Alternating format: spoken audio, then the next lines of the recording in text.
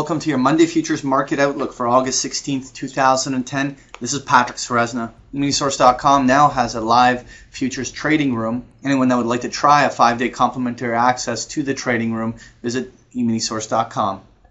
As always, we start off with a weekly chart of the S&P 500 going back 3 decades. When we plot an 80-week moving average on there, it does a very good job to depict the bull and bear market cycles that we've gone through. We've been for many months sustaining ourselves well above that 80-week moving average, and now what we're seeing during this sell cycle is a testing of those support lines along that moving average. What we're going to be watching here is that any selling that we see into the fall here, we want to see whether it's contained in this 950 to 1000 level on the downside.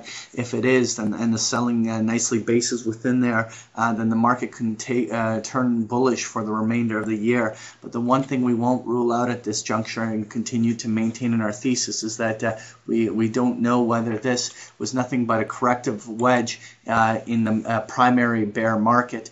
If that's the case, then the selling that comes in this fall cycle should really grab hold and start intensifying on the downside. If we see any major selling below that 950,000 level on the S&P, it opens the window for the bear market to continue. So we're going to gain some valuable information in the upcoming months, and we'll see which side prevails.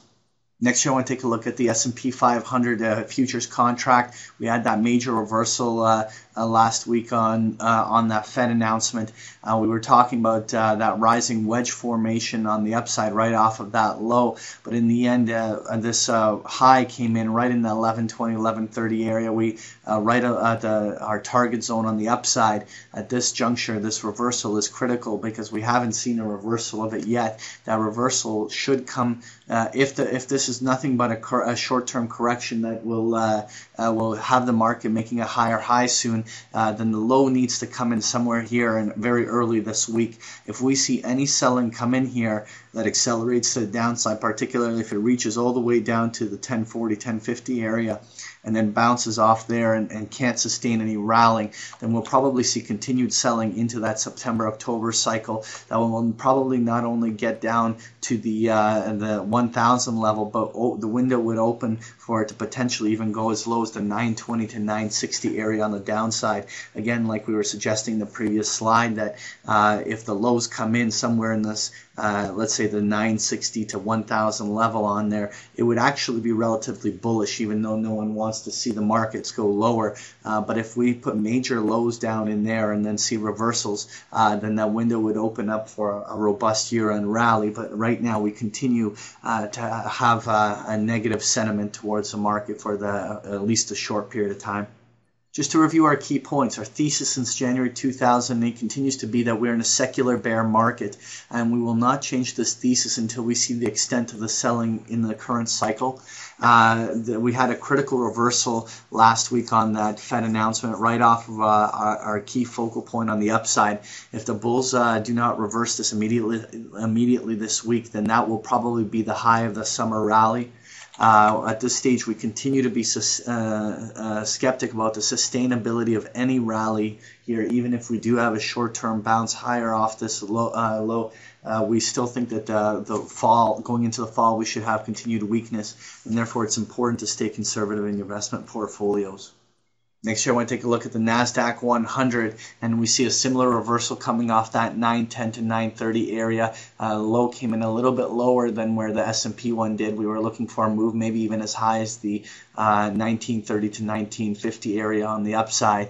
At this juncture, though, with this reversal, again, just like the S&P, we're maybe looking for a potential short-term bounce, but we are skeptical about the sustainability of any rallies here. The most important thing for the bulls to be able to do here is hold this 1780 to 1800 level. If this level is held on the first waves of selling, then there's at least a chance that on a counter rally they can make something of it. But any sustained selling through these levels really solidifies the high of the summer. Down over here around that 1550 to 1530 area would be the downside targets if this whole thing really starts to accelerate on the downside from here. So we'll be watching where support levels hold. Next year, I want to take a look at the U.S. dollar index, and we more or less finally got that bounce off that 80-50 focal point that we've been talking about, saying that that was a major support line where we were expecting a bounce. We're just beginning to hit some of the top end of the Fibonacci retracement zones at this juncture. This 83.50 to 85 area on the upside is the home of the retracement area, and it doesn't necessarily even mean that this isn't actually a major reversal in the dollar. But at this stage, we're just going to focus on treating it as a retracement, which is that we should find some sort of short-term high up in this zone, and then subsequently do some consolidating or basing to solidify a bottom on the dollar.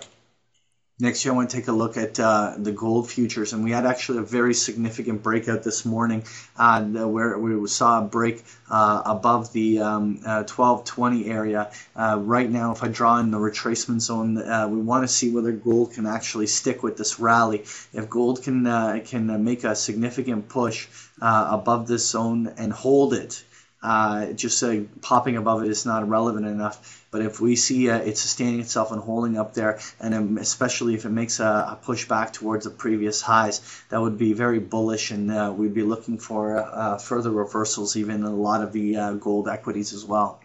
Next year, I want to take a look at crude oil, and crude oil basically reversed at about the same time as that dollar bounced and the market reversed at this juncture. Again, we're going to be watching the 75 line right in here. That's the retracement zone, and that 75 line has been a critical component, and it is also the bottom end of that retracement zone. If oil is going to bounce, it's going to bounce off of this level. And that's where we're going to see the strength come in for a rebound. If we see any sustained selling in crude oil below this level, it would have significant bearish implications. So there's lots of room for the even S&P and all the other markets to take a break early this week and try to do some retracing. So we'll be watching where and how far this market goes from there. Finally, I want to look at the 10-year Treasury notes. At this juncture, we continue to have that rallying in that uptrend. We were looking for 10-year Treasury notes to find some sort of a short-term high somewhere up in this zone. We are right now at the top end of that 126, 126.50 area where the measured moves all complete. And there certainly is room for this to become an extended measured move on the upside, which would have us testing well above 127 on this push. But I think at some stage here we're going to get a little bit of a profit-taking cycle. If that profit-taking cycle is very shallow and contained, then we'll be looking for further upside moves from here. But at this juncture, we're treating this rally to be very mature in this move. That was your Monday Futures Market Outlook. Thank you for joining me.